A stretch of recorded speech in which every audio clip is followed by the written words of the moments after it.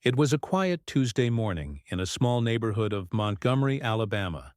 The sun had just risen, and the air outside was still cool. Birds were chirping, and everything felt peaceful. Inside a little yellow house with white wooden windows, 72-year-old Eloise Johnson was starting her day like she always did. She was dressed in her soft blue housecoat and fuzzy slippers. Her gray hair was neatly tied back, and her hands moved slowly but surely as she prepared her morning tea in the kitchen. Eloise had lived in that house for over 40 years. It was full of memories. She had raised her only son there after her husband passed away when Marcus was just 5. Life hadn't been easy, but Eloise was strong. She had worked long hours as a nurse's assistant, saved every dollar she could, and made sure her son had food on the table and books to read. She was proud of the man Marcus had become, even though he lived far away now, doing important work for the military. He rarely spoke about his missions, but Eloise knew he was part of something special, something called Delta Force. All she cared about was that he was safe. That morning, Eloise didn't expect anything unusual.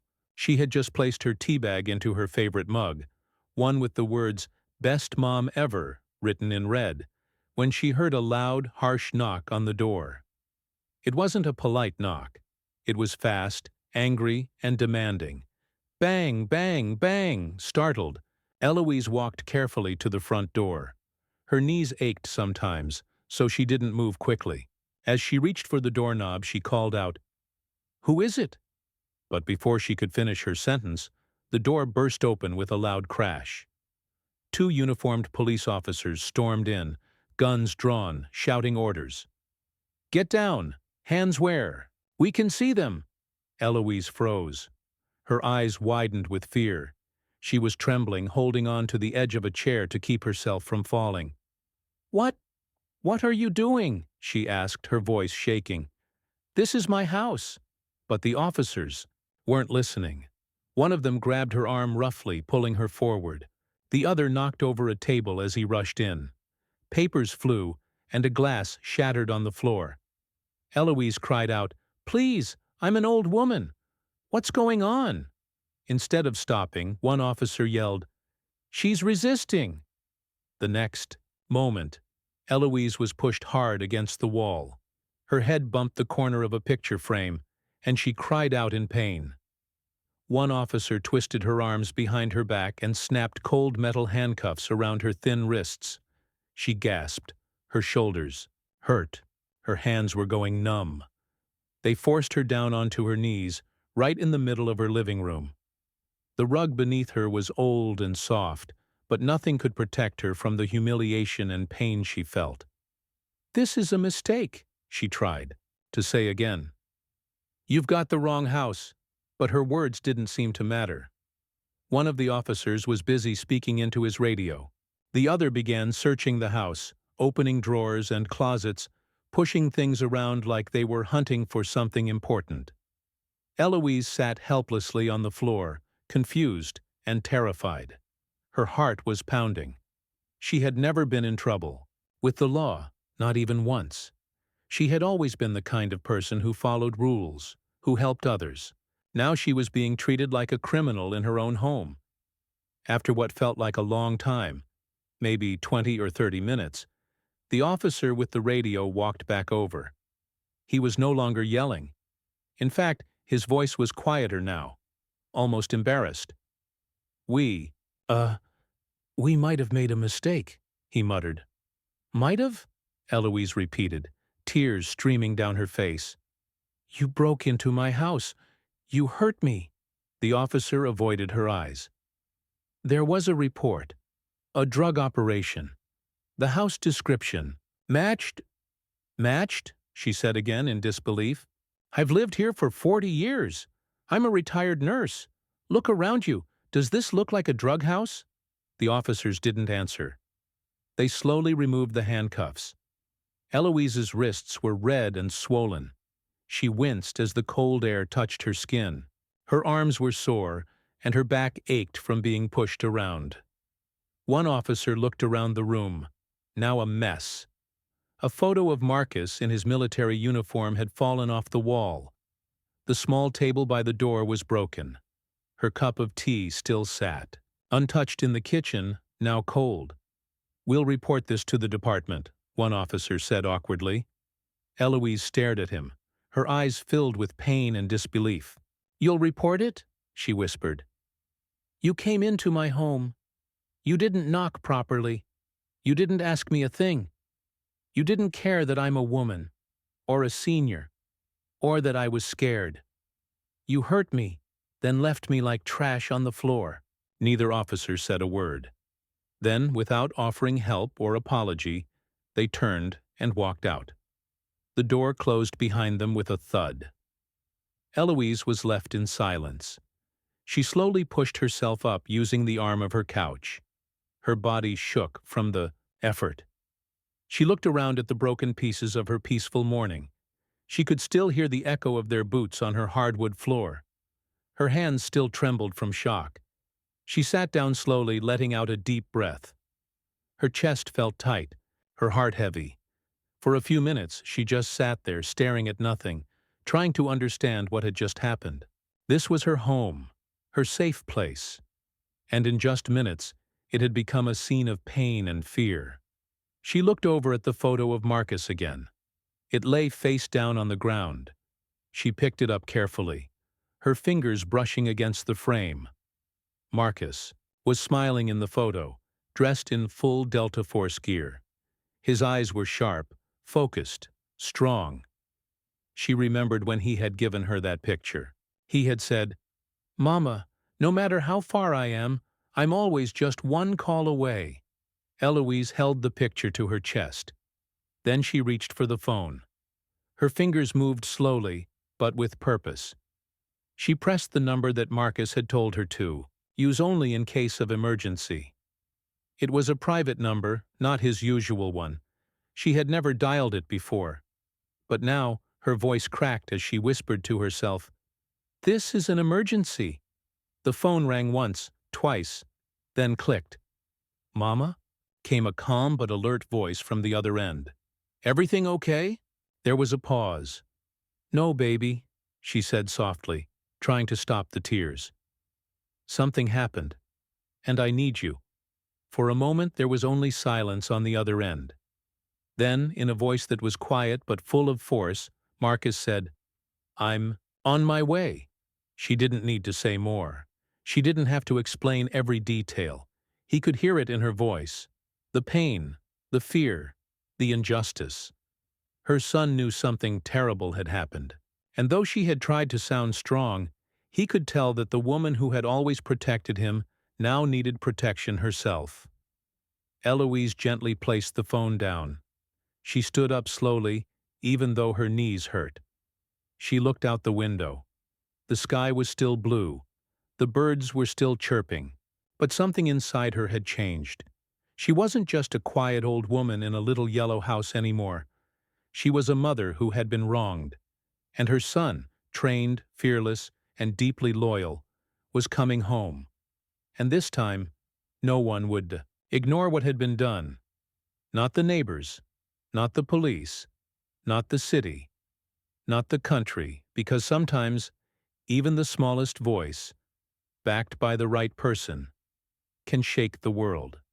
Thousands of miles away from Montgomery, inside a secure military base in the Middle East, Marcus Johnson stood in a room filled with maps, computers, and serious men talking in low voices.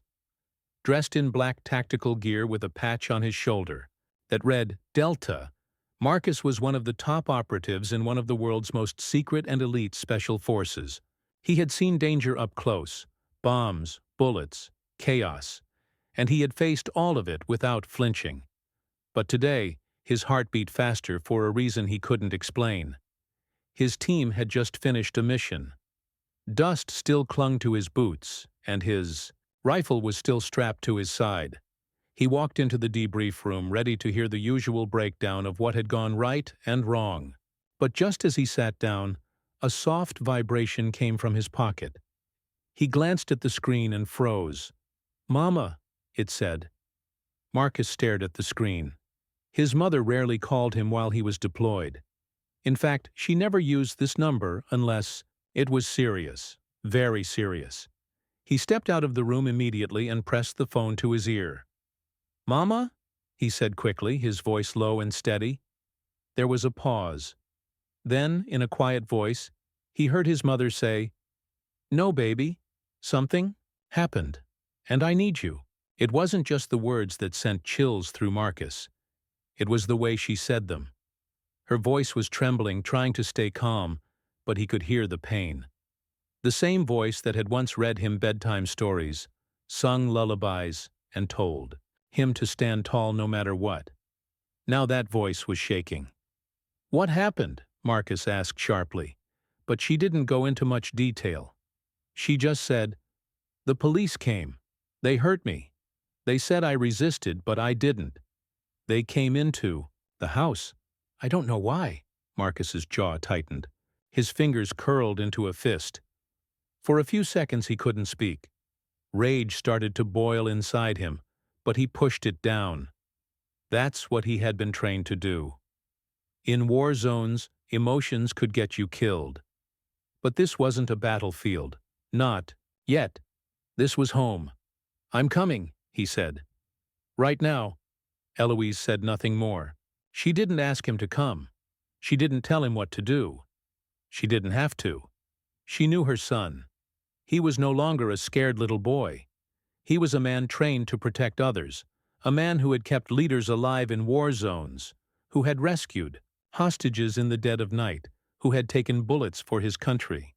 Now, for the first time, his country had harmed the woman who meant more to him than anything else, and that was something he could not ignore. Marcus went straight to his commanding officer.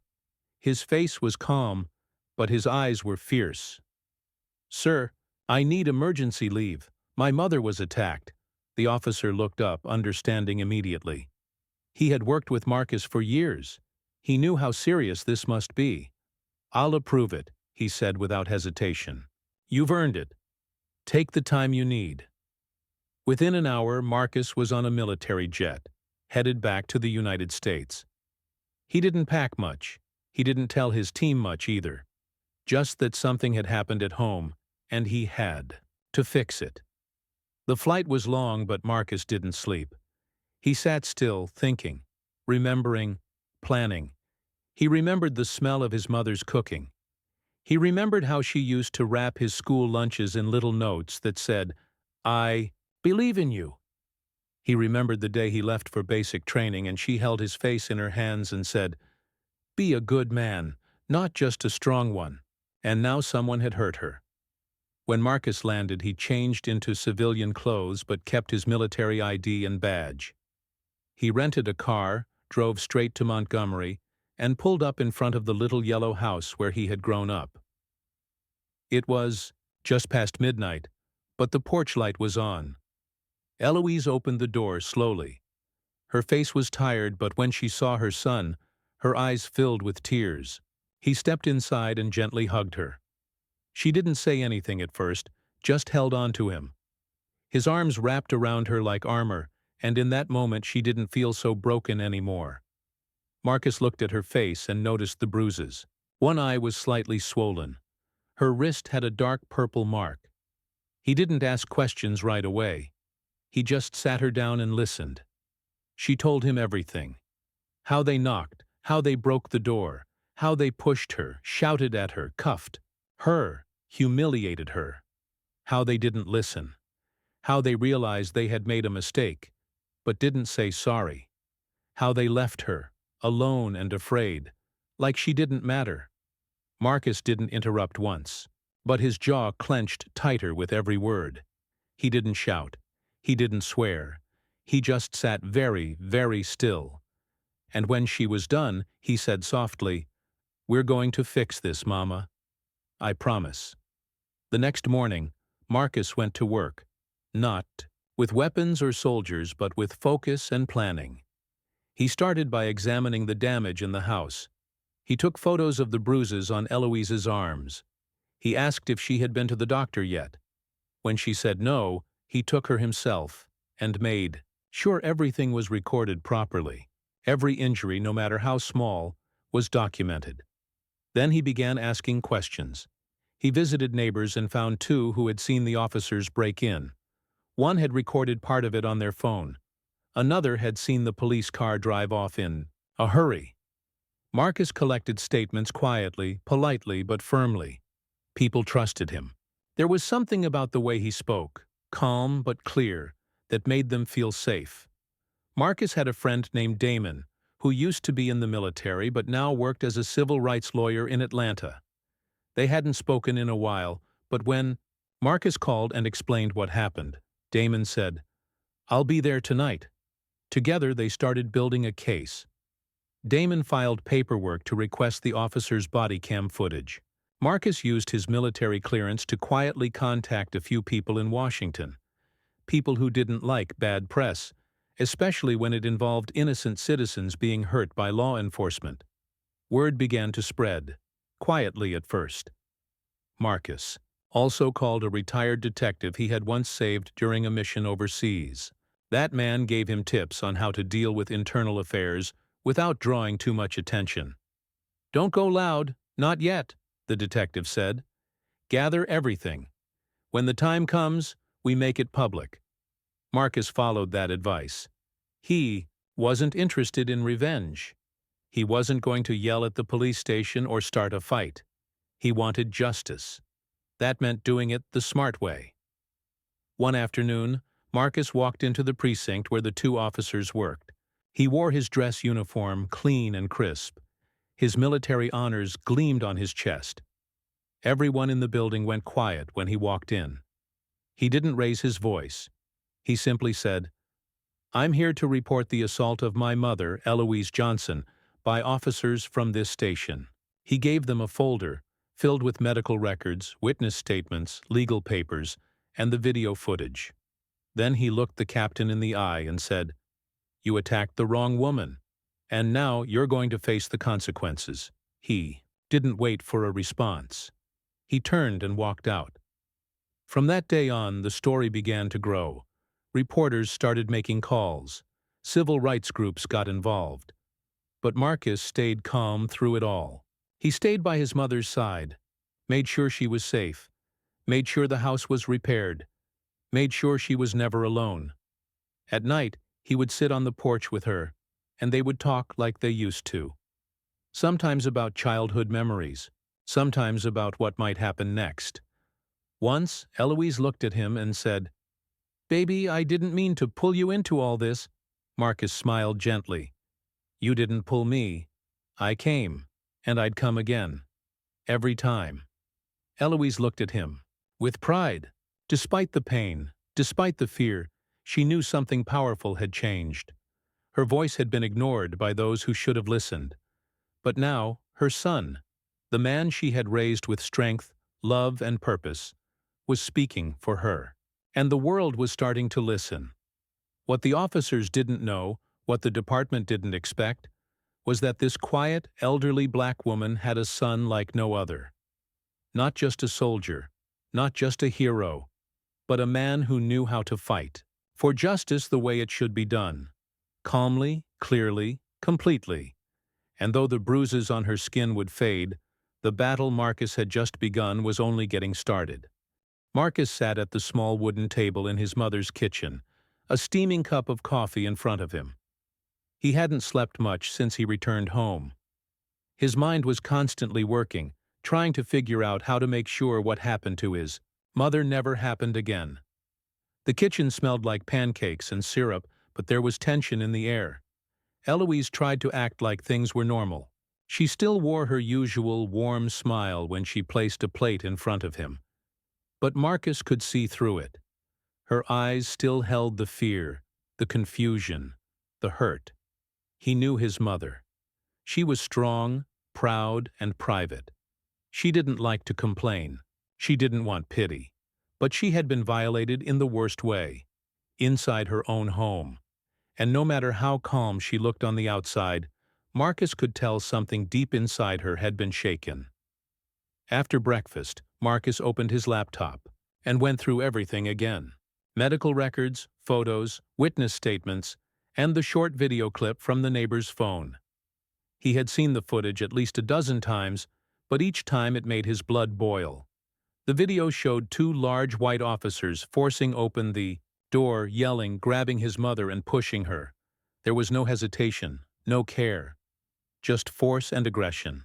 The worst part was hearing her voice in the background. Frightened, confused, asking them to stop. Marcus knew exactly how this would look to the world. An old black woman brutalized by police in her own home without cause. But he also knew how easy it was for systems to hide the truth.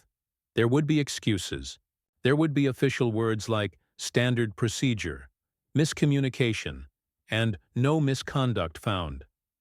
Marcus wasn't new to how power worked. He had seen it used and misused in war zones and in politics. But this was personal. He turned to Damon, his friend and lawyer, who had just arrived with files under his arm. Damon looked tired too, but determined. "I talked to an insider at the department," Damon said. "They're already trying to cover their tracks.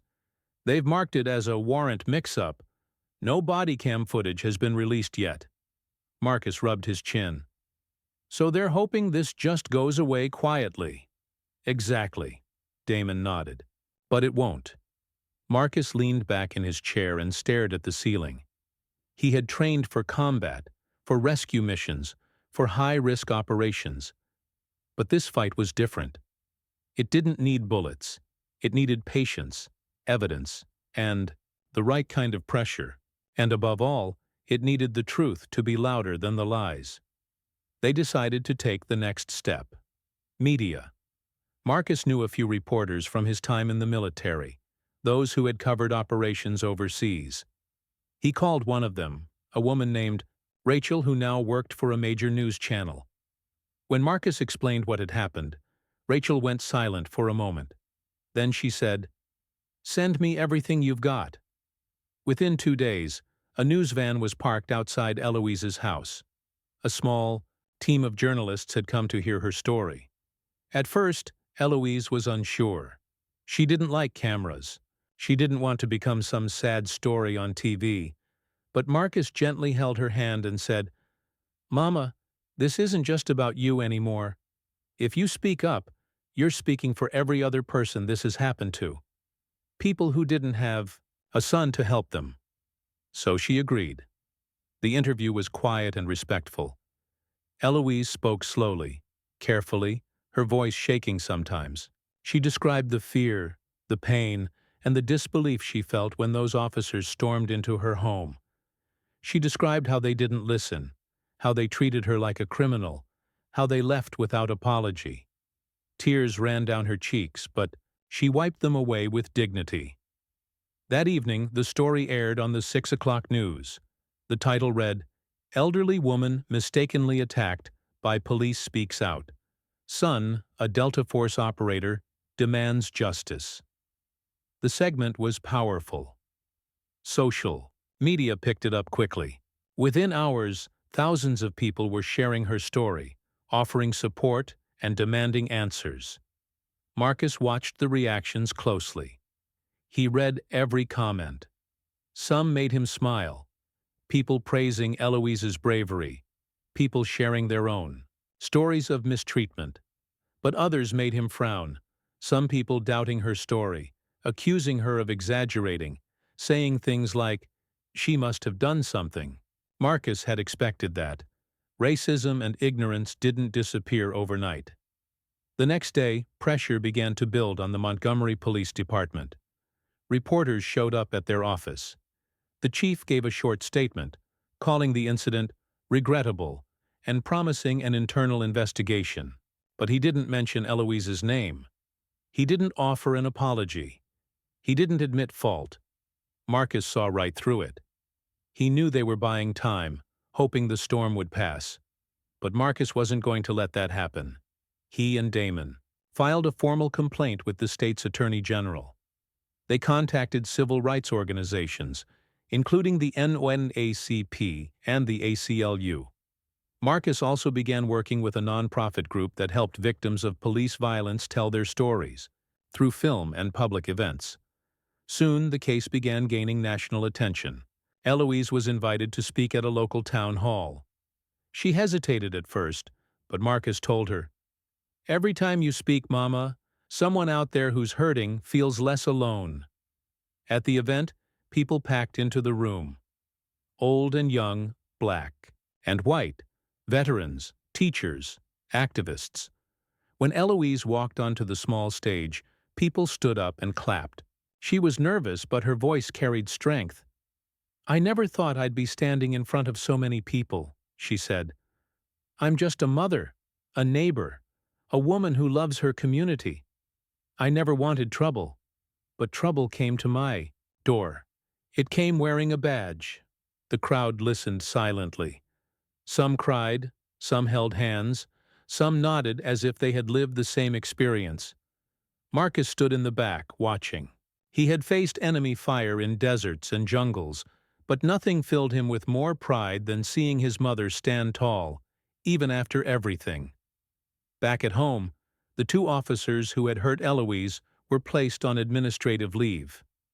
It wasn't enough. Marcus wanted more. He wanted real accountability. That's when he found out something disturbing. A retired officer who had worked at the same department contacted Damon in private. He told them this wasn't the first time those two officers had acted aggressively toward black residents. There had been complaints before, ignored or buried. The man gave them names, dates, and copies of old internal reports. It was like opening a locked door and finding a room full of secrets. Marcus and Damon handed the information over to a federal investigator. The Department of Justice was now watching. Things were getting serious. What had started as one mother's painful story had now turned into a full investigation into a police department with a history of racial abuse. But still, Marcus wasn't done. He had an idea. He began organizing a community meeting, not just to talk, but to teach. He wanted people to know their rights, to understand what to do if something like this happened to them. He invited lawyers, former officers, mental health experts, and activists. The event was called Protect Our People. Hundreds showed up.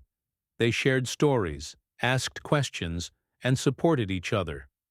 Marcus spoke last. "I was trained to fight wars," he said. "But this war is different. This war is for truth, for dignity, for our families. And it's one we win not with weapons, but with our voices, our unity, and our refusal to stay silent." People clapped. Some stood. Some hugged. For the first time in weeks, Eloise smiled deeply, seeing hope in the faces around her. That night, as they sat together on the porch again, Eloise looked at her son and said, "I didn't know I could still matter to the world." Marcus squeezed her hand gently. "You were never just my mama. You've always been a leader. The world just needed to hear you." She nodded slowly, eyes moist. "I just wanted to live a quiet life, grow old in peace." Marcus looked out at the stars and said, "And you, Will? But first, we're going to finish this." He knew they were not at the end yet. There would be more battles, legal, public, emotional, but he also knew they had already won something powerful. They had turned pain into purpose, silence into strength. And Marcus was ready to keep going, not just for his mother, but for every mother who had been silenced, ignored, or harmed, because some fights are worth everything, especially when it's for the person who gave you everything. Marcus sat in his room, staring at the ceiling fan turning slowly above him. The days had been long, and the nights even longer. His mother was healing, the bruises almost gone from her face, but the emotional pain still lived in her eyes. Marcus had done everything he could to bring awareness to her case. The media had picked up the story, the officers were under investigation, and community support had grown stronger than ever. But deep down, Marcus knew that this battle wasn't over. Not yet, even though some steps had been taken. Justice still felt far away. The officers hadn't been charged. The police department had released a vague statement that didn't mention Eloise by name. There was no apology, No real action. Just words. And Marcus had spent enough time in the military to know that words, without action, meant nothing. That morning, he received a message from Damon, his lawyer friend, asking him to come downtown. Damon had news. When Marcus arrived at the small law office, Damon looked tired but excited. He held a thick folder in his hand. "This," Damon said, "is a collection of complaints filed against the same two officers who hurt your mother. Some of these go back 5 years. All of them were quietly closed or ignored. But now, because of your mother's story, people are speaking up." Marcus took the folder and opened it. He read statements from people who had been pulled over for no reason, searched without a warrant, and even pushed or handcuffed when they didn't resist. One woman had her car windows smashed during a traffic stop. A teenage boy had been held on the ground while officers stepped on his back. It was horrifying to read. "They thought no one would listen," Damon said, "but your mom gave them the courage to talk." Marcus's heart grew heavy, but it also burned with more fire than before. The system was broken.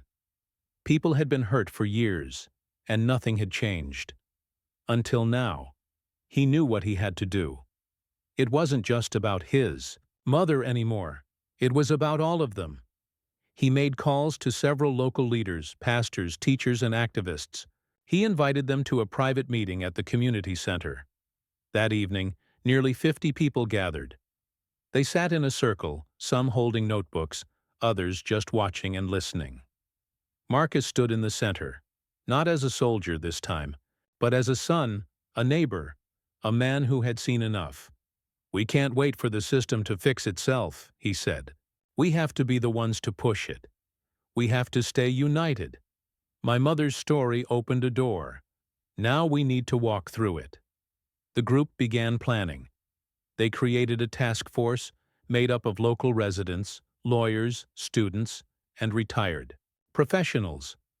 Their goal was to monitor police behavior, offer legal support to victims, and push the city council for serious reform. They called it the Eloise Project. The next day, Marcus helped organize a peaceful march. They wanted to show the city that they were not afraid, that they were standing for justice in a peaceful but powerful way. Flyers were printed, social media posts were shared, and the message spread quickly. "March for Eloise" was written, in bold letters on posters everywhere. On the morning of the march, the streets were filled with people. Children held hands with their parents. Elderly men and women walked slowly but proudly. Teachers stood beside students. Some carried signs that read "Justice for Eloise," while others had messages like "Protect our mothers" and "We deserve better." Eloise sat in a wheelchair at the front of the crowd, wearing a soft pink dress and a matching hat. Marcus stood beside her, holding her hand. As the crowd began to move down the street, people clapped and cheered. They weren't just marching for her. They were marching because of her. The march was peaceful. People sang, prayed, and chanted for justice. News crews followed along, capturing every moment. Marcus noticed that police officers were watching from a distance, their faces unreadable. But they didn't stop the march. They didn't interfere. This time the people were stronger. This time they were ready. After the march, a rally was held in the park. Marcus stepped up to the microphone. He looked at the crowd, then at his mother, and began to speak. "My mother is not just a victim. She is a symbol of strength. She stood tall even when they tried to break her. And now we all stand with her. We stand for every voice that was ignored, every complaint that was thrown away, and every person who was treated like they didn't matter. This isn't just about two officers. It's about changing a system that allowed them to act without fear." The crowd erupted in applause. More stories followed. People stepped up to the stage and shared their own experiences with injustice. Some cried. Some shouted. All were heard. That day, the city felt different. Something had shifted. The silence was broken. In the days that followed, the Eloise Project gained national attention. Donations poured in to support legal aid and community outreach. Volunteers signed up to help. Lawyers from other cities offered to join the fight. Even celebrities began to speak out online, sharing Eloise's story and calling for accountability. But not everyone was happy. Marcus began receiving anonymous messages. Some were just hateful words. Others were threats. He wasn't afraid, he had faced worse in combat, but he knew he had to be careful. He installed cameras around his mother's house, made sure she never walked alone, and asked neighbors to keep an eye out.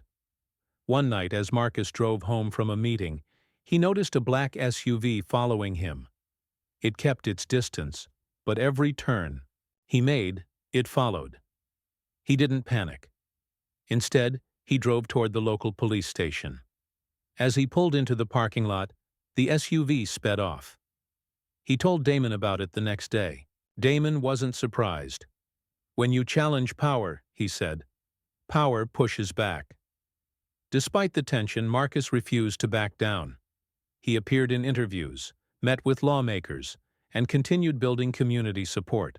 He knew the spotlight would fade eventually, but the work had to continue. Then came the biggest news yet. The Department of Justice announced that they would be launching a full investigation into the Montgomery Police Department. Not just for Eloise's case, but for years of reported misconduct. It was a huge victory. Marcus hugged his mother tightly when he heard the news. "We did it, Mama," he whispered. "They're finally being held accountable."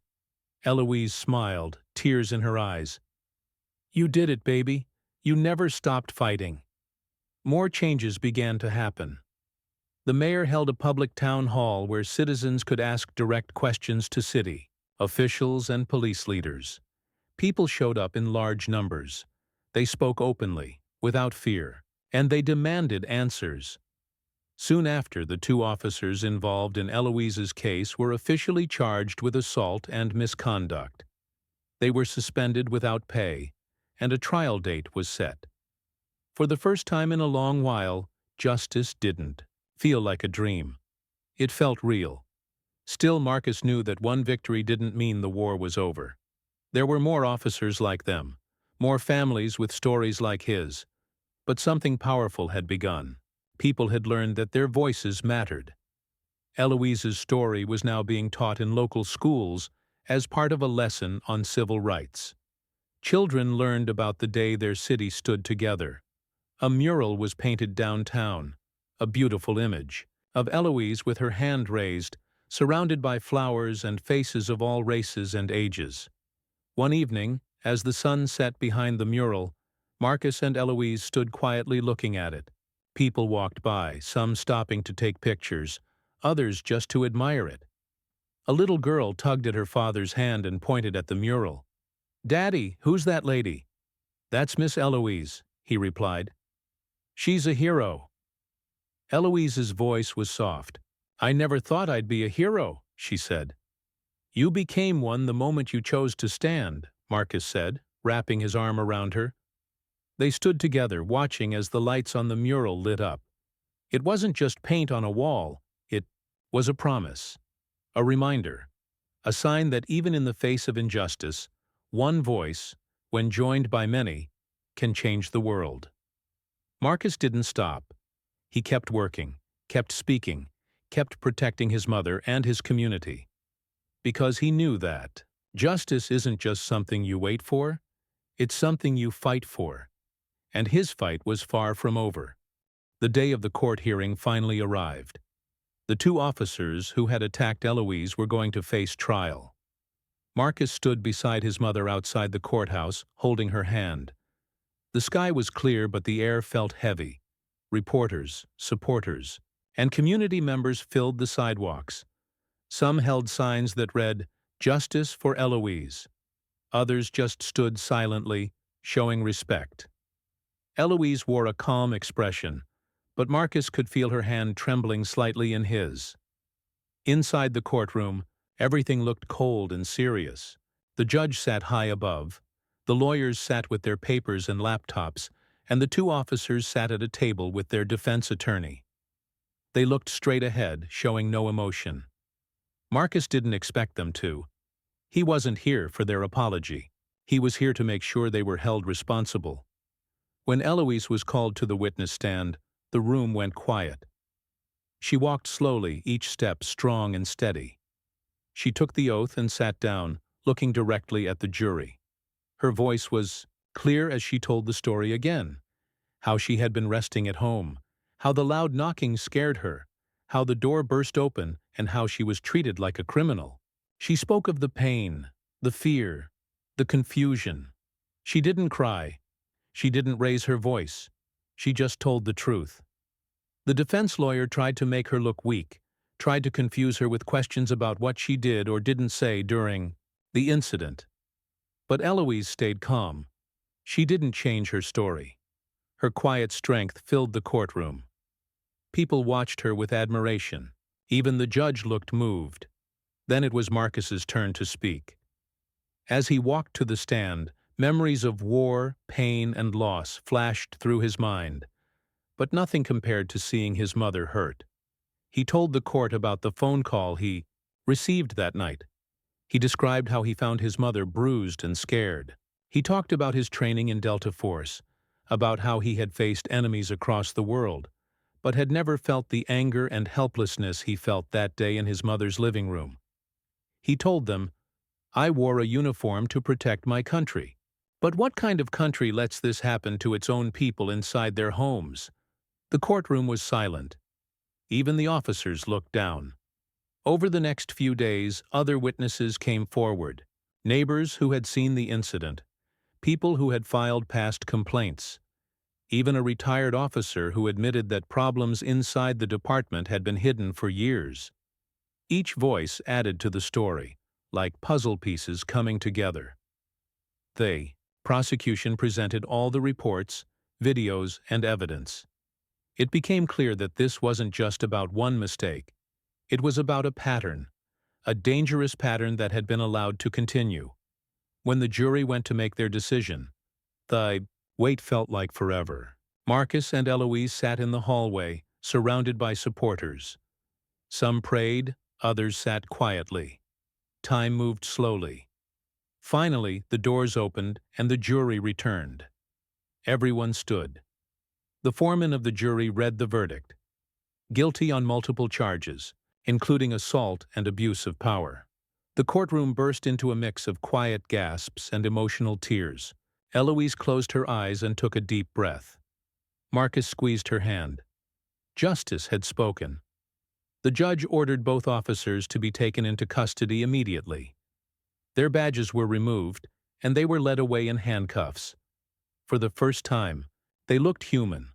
Not untouchable, not above the law, but just men who had done wrong and were now facing the consequences. Outside the courthouse, a crowd had gathered. When Eloise and Marcus stepped out, cheers erupted. People clapped, some cried, and many shouted words of support. But Eloise didn't raise her hands in celebration. She just smiled softly and whispered, "Thank you, Lord." The news spread quickly. Newspapers, TV channels, and online media covered the story. Headlines read, "Justice for Eloise," "Delta Force son fights for his mother," and "Change begins here."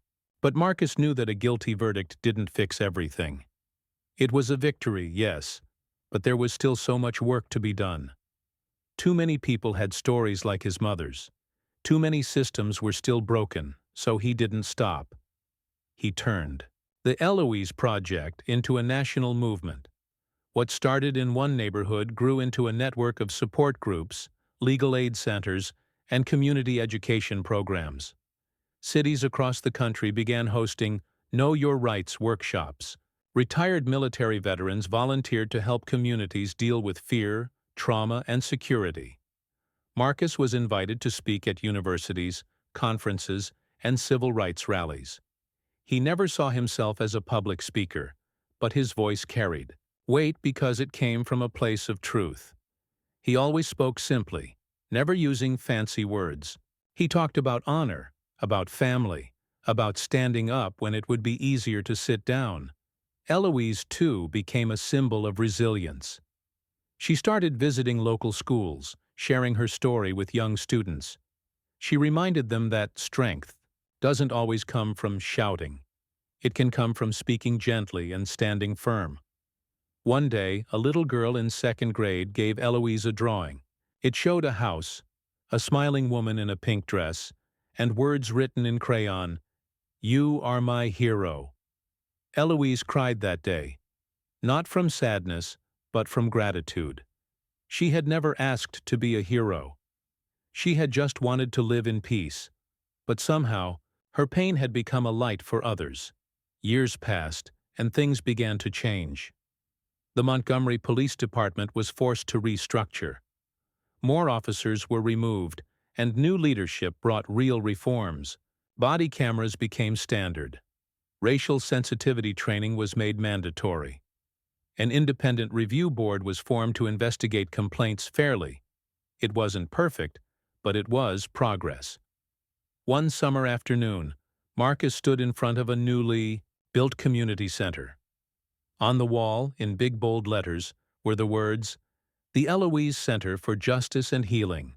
It was a place for people to come when they needed help, legal advice, or just someone to listen. The mayor gave a speech at the opening ceremony, and Marcus spoke last. He said, "My mother was hurt in her own home, but she didn't let that pain silence her. And because of her, so many others found their voices. This center is not just a building. It's a promise that we will keep fighting for what's right." After the ceremony, Eloise walked slowly through the building. She smiled at the paintings on the walls, the rooms filled with books, the friendly faces of staff and volunteers. She sat down in the reading room where children gathered around her, asking questions and listening to her stories. Marcus watched her from a distance, his heart full. That night, they sat on the porch again, just like they used to. The stars twinkled above them and the air was warm and quiet. "You've changed the world, Mama," Marcus said softly. Eloise looked at him and said, "No, baby, we changed it together." They sat in silence for a while, letting the night wrap around them. Everything felt peaceful. In that moment, Marcus realized something important. Justice is not just about courts and verdicts. It's about dignity. It's about protecting what matters most. And it's about never giving up, even when the fight seems impossible. He didn't want to be a hero. He just wanted to protect the one person who had always protected him. And in doing so, he had helped protect many more. The world still had problems. Injustice still existed. But one story, one woman's strength, and one son's love had made a difference. And sometimes that's all it takes to start something bigger than anyone could imagine.